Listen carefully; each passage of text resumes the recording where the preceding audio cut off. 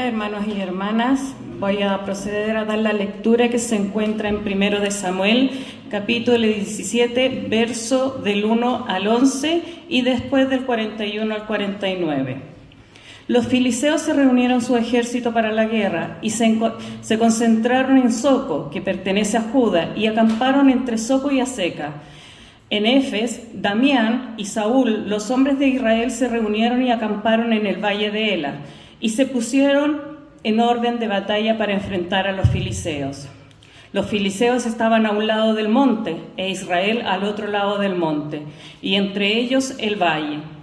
Entonces los ejércitos de filisteos salió un campeón llamado Goliat, de Gat, cuya estatura eran de 6 codos y un palmo, casi 3 metros. Tenía un casco de bronce sobre la cabeza y llevaba puesta una cota de malla, y el peso de cota era de 5.000 siclos, 57 kilos de bronce. Tenía también grebas de bronce en las piernas y una jabalina de bronce colgada entre los hombros. El asta de su lanza era un rodillo de telar, y punta de su lanza pesaba 600 siclos, 6.84 kilos de hierro, y su escudero iba delante de él. Goliat se paró y gritó a las filas de Israel: ¿para qué han salido a ponerse en orden de batalla? ¿O acaso no soy yo filisteo y ustedes el siervo de Saúl? Escojan un hombre que venga contra mí. Si es capaz de pelear conmigo y matarme, entonces seremos sus siervos. Pero si yo lo venzo y lo mato, ustedes serán nuestros siervos y nos servirán. De nuevo, los filisteos dijeron: hoy desafío a las filas de Israel. Denme un hombre para que luchemos manos a manos. Cuando Saúl y todo Israel oyeron estas palabras de filisteos, se acobardaron y tuvieron un gran temor. La lectura continúa en el versículo 41. Filisteos vino y se acercaron a David con su escudo delante de él. Cuando los filisteos miró y vio a David, lo tuvo un poco, porque era un muchacho rubio y bien parecido. El filisteo dijo a David: ¿Acaso soy un perro que viene contra mí con los palos? Y los filisteos maldijo a David por su Dios. También dijo a los filisteos a David: ven a mí y daré tu carne a las aves del cielo y la fiera del campo. Entonces dijo David a Filisteo: tú vienes a mí con espada, lanzas y jabalinas, pero yo vengo a ti en el nombre del Señor de los ejércitos, el Dios de los escuadrones de Israel, a quien tú has desafiado. El Señor te entrega hoy en mis manos, y yo te derribaré y te cortaré la cabeza, y daré hoy los cadáveres del ejército de los filisteos a las aves del cielo y las tierras de las tierras, para que toda la tierra sepa que hay un Dios de Israel, y para que toda asamblea sepa que el Señor no libra ni con espadas ni con lanza, porque la batalla del Señor, y Él nos entrega a ustedes a nuestras manos. Sucedió que cuando el filisteo se levantó y se acercó para enfrentar a David, éste corrió rápidamente hacia la frente de la batalla para enfrentar al filisteo. David metió la mano en su saco, sacó de él una piedra y la lanza con una honda, e hirió al filisteo en la frente. La piedra se hundió en su frente y Goliat cayó a la tierra sobre su rostro. Hermanos, esta es palabra de Dios.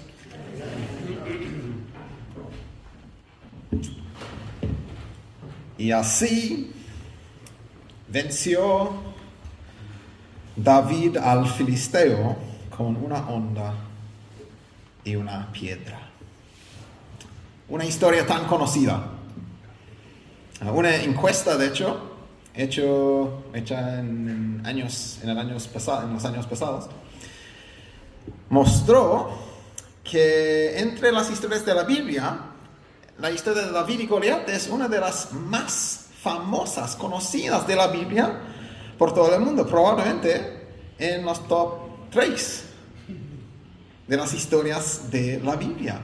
Probablemente aprendemos de esta historia cuando éramos pequeños. Una historia tan conocida, una historia tan familiar, una historia tan famosa. Y la pregunta para nosotros hoy, ¿para qué? ¿Para qué esa historia? ¿Cuál es el propósito de esta historia en el gran flujo de la palabra de Dios? Me acuerdo de un amigo, entiendo que estamos grabando el sermón, entonces no voy a decir su nombre para que no sea famoso en el internet, en YouTube, pero mi muy amigo cuando era joven en el colegio era muy bajito. Y siempre nos decía, grandes cosas vienen en paquetes chiquititos. Era su lema que probablemente se le enseñó a por sus padres. Y no era una familia creyente, no era una familia cristiana. Pero su lema de su vida, cosas grandes vienen en paquetes pequeños, tiene su base en esa historia. Él nos decía eso, como David el bajito enfrentó a Goliat el gigante. Soy bajo, pero voy a enfrentar los gigantes. Aunque no eran creyentes, se usaba la historia para animar a su hijo bajito. Y me pregunto, ¿de verdad es por eso que existe la historia de David y Goliat? Muchas veces usamos las historias de la Biblia así, si son historias moralistas. No más, ejemplos, cómo seguir, cómo sacar ánimo, y cómo en ellas, estas historias, podemos recibir ánimo y entusiasmo en nuestras vidas. Y la pregunta para nosotros hoy es, ¿de verdad? El Dios del universo incluye esta historia como parte de su palabra divina para mostrarnos que los bajitos pueden ganar a los gigantes del mundo. Al menos en mi experiencia está al revés. Los gigantes generalmente en el mundo alrededor de nosotros ganan. ¿De verdad? Esta historia existe como un ejemplo de sacar ánimo. ¿Cuál es el propósito de esta historia? Y a la luz de nuestro tiempo revisando la historia, vale la pena leer toda la historia entera, todo el capítulo el primer libro de Samuel 17. Vale la pena leer toda la historia después del culto en tu propio tiempo.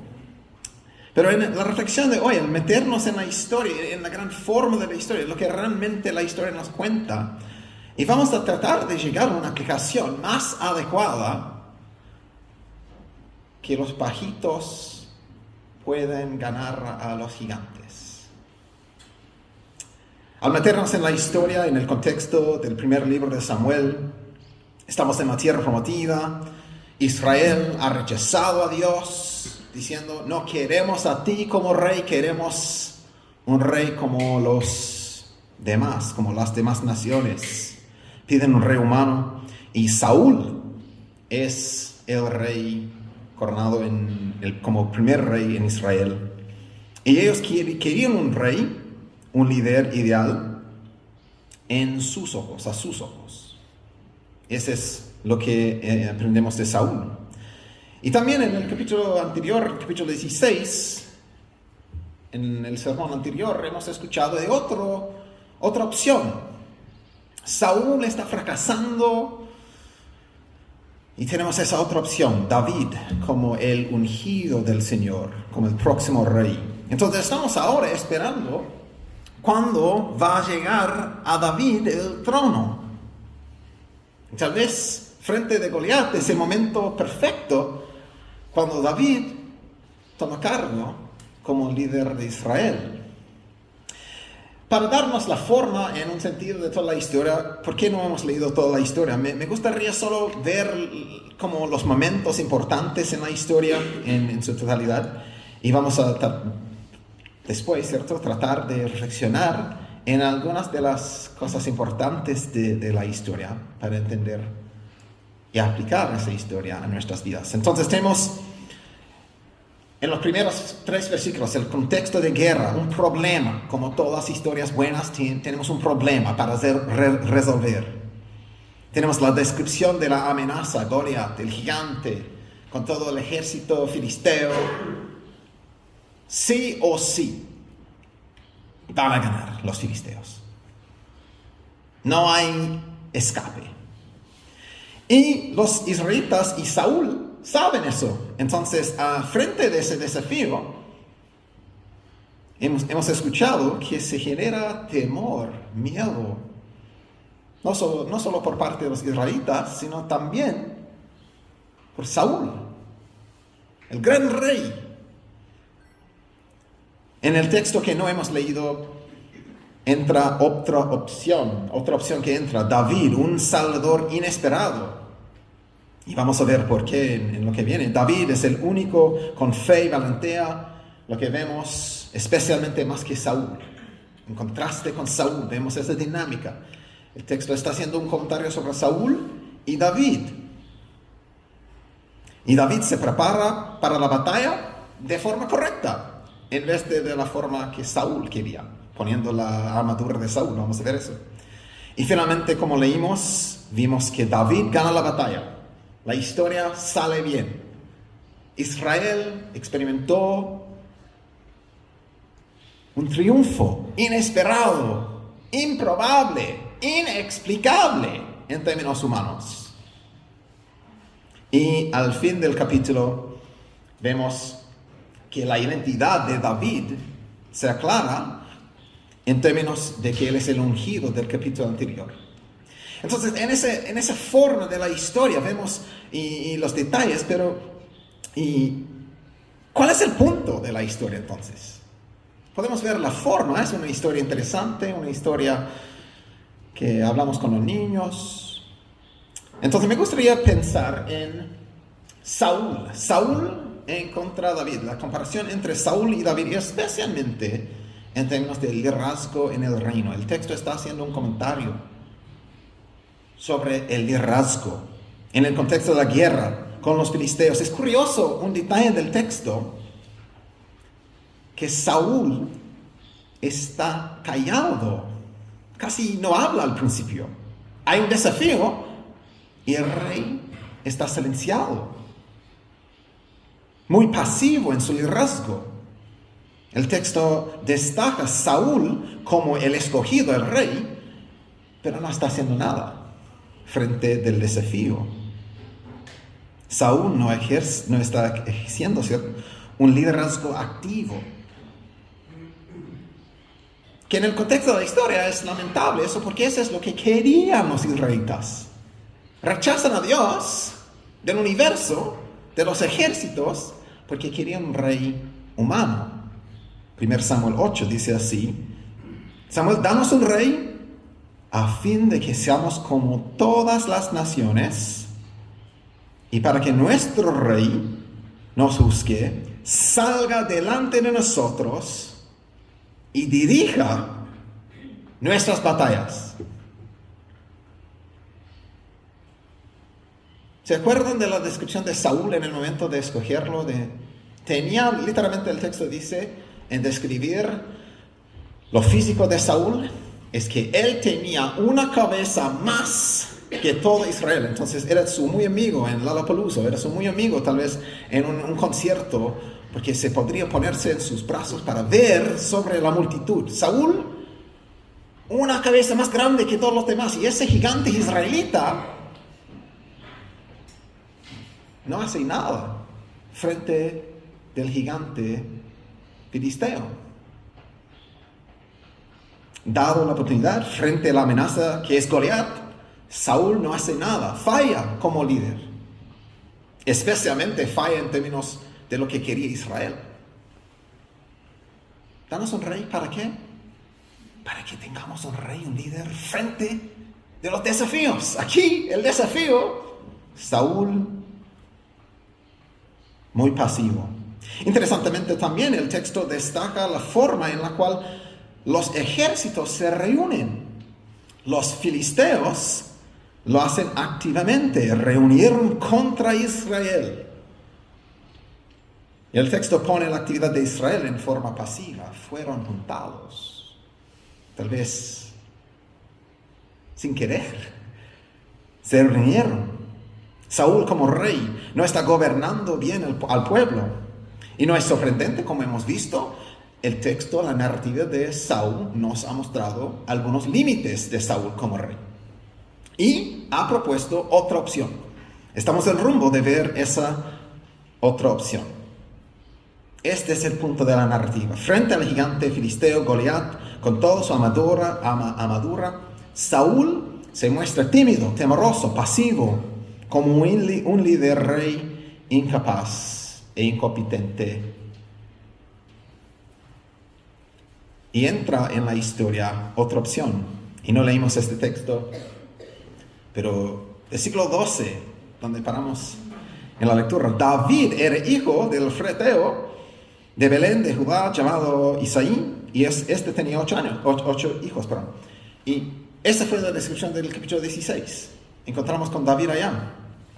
Y versículo 14 destaca que David era el menor. Entonces tenemos esta descripción de una familia, y David entra como el menor. En cambio a Saúl, David no parece impresionante en su exterior ni su orden en la familia. No parece fuerte o apto a los ojos humanos. No parece como la solución frente al gigante Goliat. Como un niño chiquitito puede ayudarnos. Sin embargo, Dios había anunciado que Él iba a reinar, porque en su interior tiene lo necesario. Adentro de David tiene un corazón dispuesto. A los ojos de Dios es una opción adecuada, ese hijo menor. Ser hijo de Dios tiene que ver con el estado de corazón inclinado a Dios. Y David va a mostrarse como un hijo de Dios, ideal, para seguir, un ejemplo para seguir. Pero más que eso, alguien que nos ayuda a ver el hijo, el rey, final, último, en la gran batalla que Dios hace a favor nuestro. Pero antes de ver eso, brevemente, algunos puntos de aplicación para nosotros. Ese rey inesperado nos ayuda a pensar en cómo debemos leer la narrativa. Como historias moralistas, ejemplos. Cómo mantenernos en el contexto, en el rumbo, ¿cierto?, de la historia. Con la narrativa mostrándonos cuándo es el momento, cuando David va a llegar a ser rey y ocupar el trono sobre el pueblo de Dios. Y más adelante, en espera de ese rey davídico ideal. También nos ayuda a ver cómo Dios funciona a través de la fuerza humana, a través de su propia fuerza. Como el menor de su familia, tal vez a los ojos nuestros es la opción peor. Y vemos una dinámica aquí, que el poder de Dios se hace perfecto en la debilidad, como Pablo dice en 2 Corintios. Finalmente es una clase para Israel entonces y para nosotros ahora. ¿Quién es más capaz de ser rey? ¿Un ser humano impresionante o a Dios mismo? ¿Quién quieres como tu rey? Si ponemos nuestra confianza en líderes humanos solo, estamos esperando la decepción, ser decepcionados, ¿cierto? Como Israel frente a Goliat. Saúl nos muestra los límites del liderazgo humano en el lugar de Dios. Vemos que Dios siempre trabaja, o no siempre, muchas veces trabaja a través de personas no muy como llamativas, personas como Jacob, el menor, José, el menor, Moisés, que no puede hablar bien, David, el hijo menor, y la lista es gigante. Dios obra a través de las personas menores y sorprendentes vez tras vez. Y Jesús, de muchas maneras, es un rey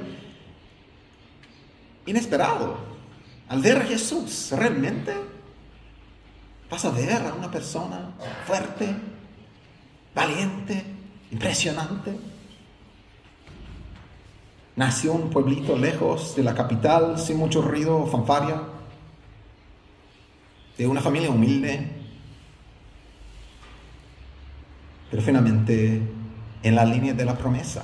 Dios va a funcionar, va a obrar a través de esta promesa. Dios obra a través de él. Y a la luz de todas las historias de David, Goliat y David, la narrativa más grande y la espera y finalmente que Jesús llega, vemos que Dios finalmente nombra al rey. En el caso histórico fue David y después un rey según la naturaleza de David que finalmente Jesús es. En la resurrección, después de su muerte, cuando Pedro está explicando lo que había pasado a ese hijo de Dios, ese hijo de David, Jesús, en Hechos 2, ¿qué dice Pedro frente a la multitud tratando de explicar qué ha pasado con ese Jesús? Murió, resucitó y Dios lo ha nombrado como rey. En términos de la expectativa del Salmo 2, yo mismo, dice Dios, he consagrado a mi rey sobre Sión, mi santo nombre. Dios provee el rey eterno, supremo. En Jesús encontramos a ese rey. Y eso no significa, solo para aplicar un poco más profundo, eso no significa que debemos rechazar al liderazgo humano por completo, ¿cierto? No somos anti-gobierno, ojalá que no sea así, al menos. Líderes humanos son dados por Dios, según el Nuevo Testamento, Romanos 13, por ejemplo, para gobernar al mundo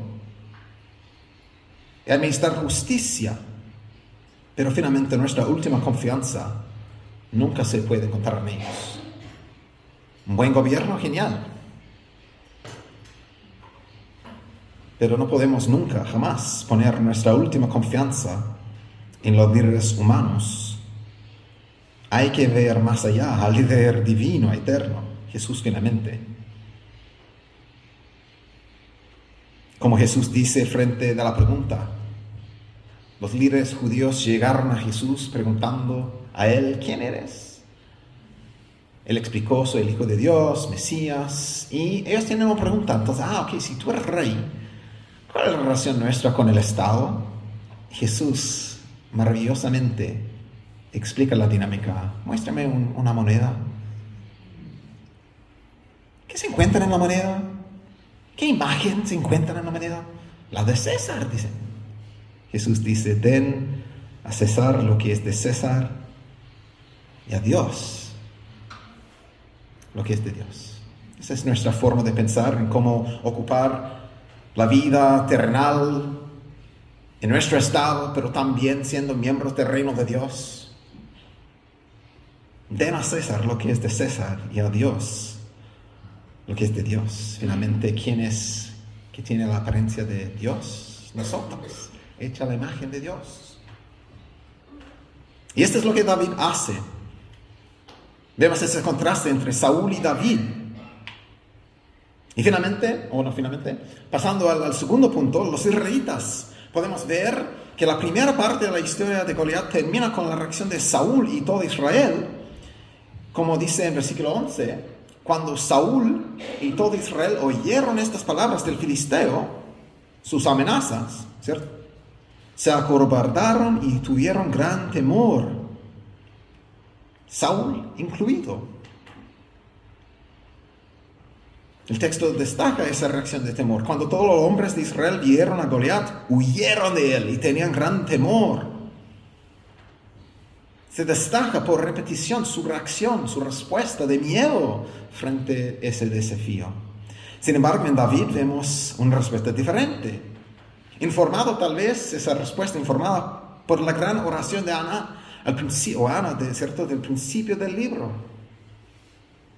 Cuando Ana oraba, los que se oponen al Señor serán quebrantados, Él tronará desde los cielos contra ellos. El Señor juzgará los confines de la tierra, dará fortaleza a su rey y ensalzará el poder de su ungido. Y David está consciente de eso con el ungido de Dios. Como un autor lo dice, podríamos notar aquí un curioso contraste entre este muchacho pequeño que abandona su pesada cargo al guardián del equipaje para poder correr hacia el lugar de la acción. Y el otro muchacho, bastante más grande, Saúl, que antes había intentado esconderse entre el equipaje para evitar la acción. Tenemos esa distinta forma de responder que provoca la pregunta: ¿cuál es la respuesta correcta frente a la amenaza del desafío? ¿Fe o miedo? Es la pregunta que Jesús hace a sus discípulos. En su vida terrenal, en rumbo, los discípulos no entienden realmente quién es Jesús. Y uno pregunta: ¿todavía no tiene fe? ¿Todavía tiene miedo? Tal vez la historia clásica de eso es cuando estén en el barco frente a la tormenta. Están casi al punto de morir. Y gritan a Jesús: ¡ayúdalos, Jesús! Tenían miedo por las olas. Pero al fin, cuando Jesús dice: cállate, tienen miedo de Jesús.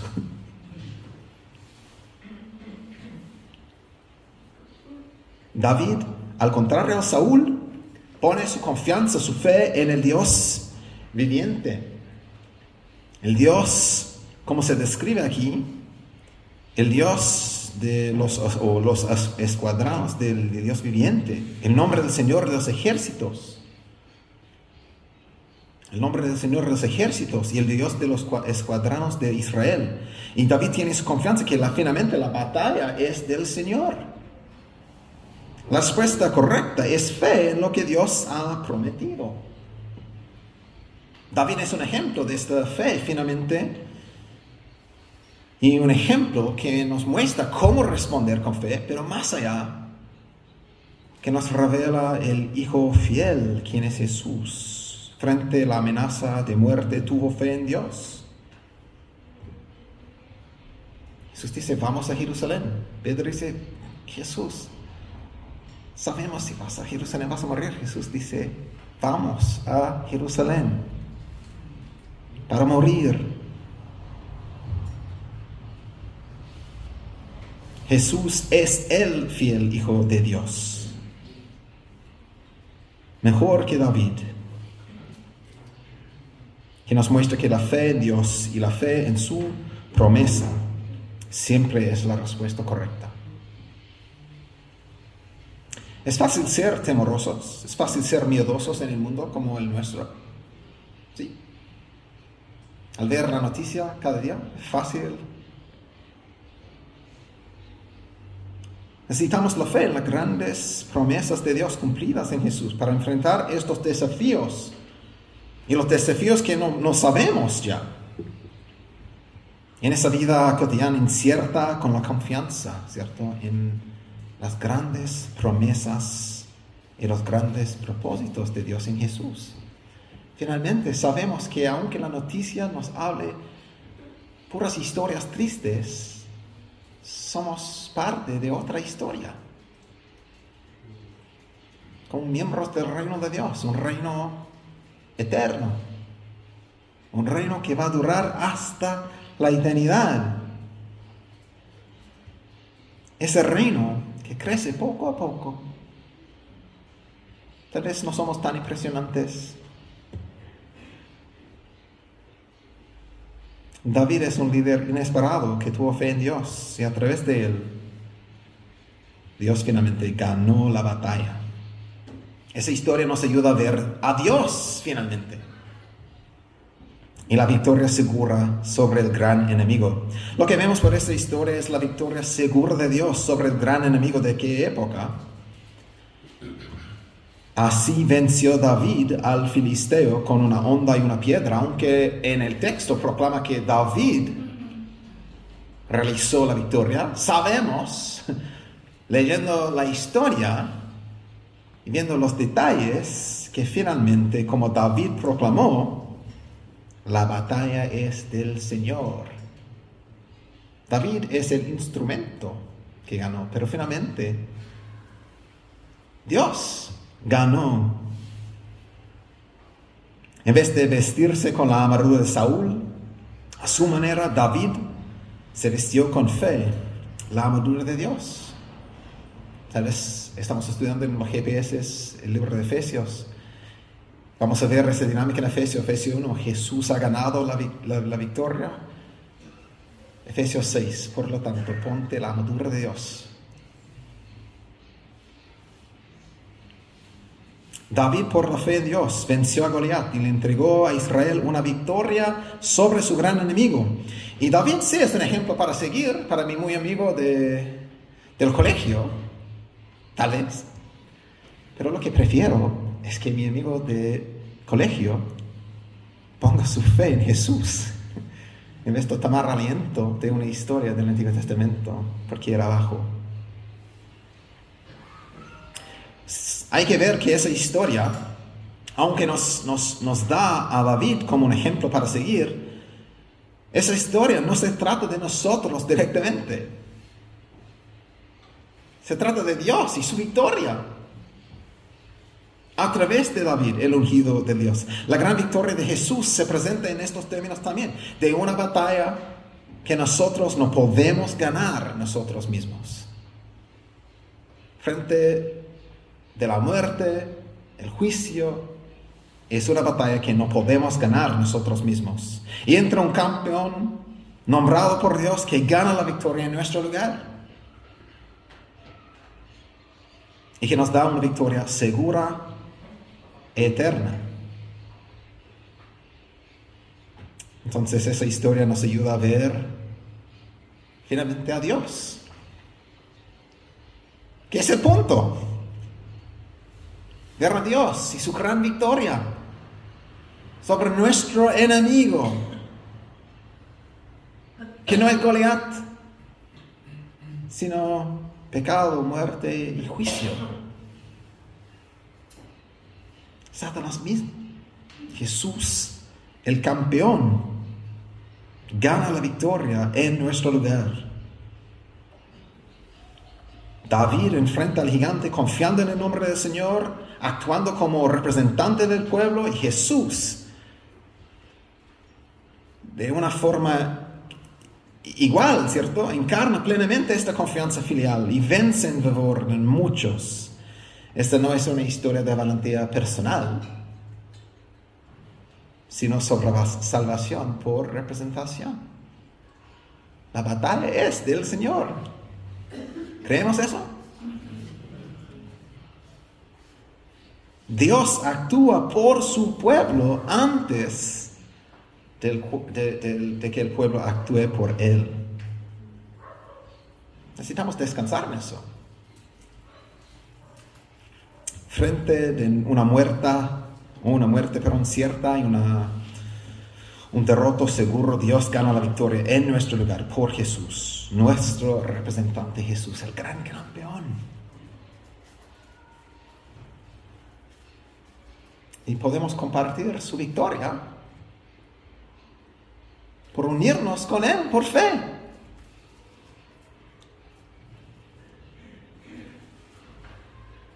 La pregunta básica para cada persona aquí, para mí también, es: ¿estamos confiando en la victoria de Dios en Jesús?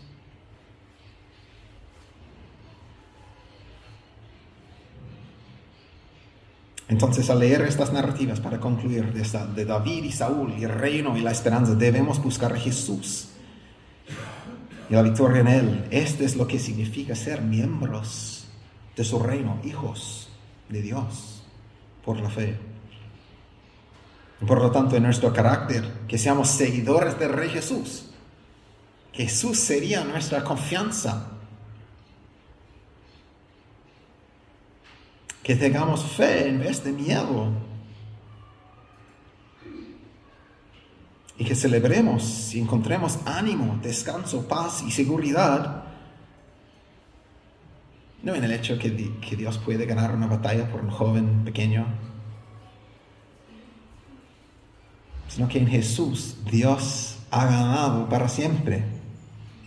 Y nos ha entregado una victoria que nos lleva a descanso, paz, seguridad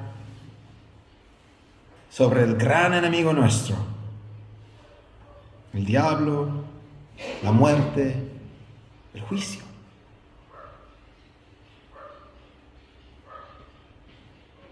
Jesús nos ayuda a ver, esta historia nos ayuda a ver a Jesús y su victoria. Entonces voy a terminar con las palabras de Pablo, de la primera carta de los Corintios, cuando él dice así, para terminar: devorada ha sido la muerte en victoria. ¿Dónde está, oh muerte, tu victoria? ¿Dónde, oh sepulcro, tu aguijón? El aguijón de la muerte es el pecado, y el poder del pecado es la ley. Pero a Dios, gracias, que nos da la victoria por medio de nuestro Señor Jesucristo. Por tanto, mis amados hermanos, estén firmes, constantes, abundando siempre en la obra del Señor, sabiendo que tu trabajo en el Señor no es en vano. Amén. Amén. Bendiciones.